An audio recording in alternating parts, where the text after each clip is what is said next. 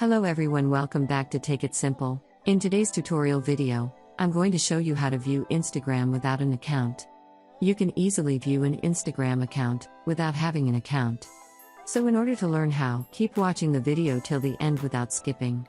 And don't forget to subscribe to our channel, if you've not yet, and press the bell icon so that you'll never miss another update from us.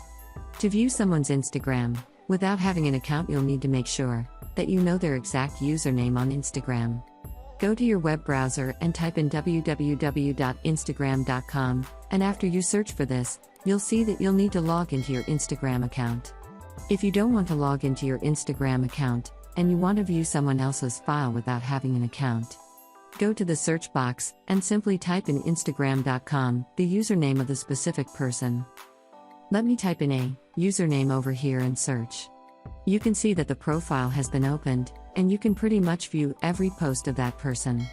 But to be able to do this, the person must have a public profile. That is how you can easily view someone else's Instagram profile without even having an Instagram account. I hope you found the video useful. If you did, go ahead and give it a thumbs up. Feel free to comment down below in the comment box if you have a question or feedback. I'll be back soon with more tutorial episodes again. Thank you for watching.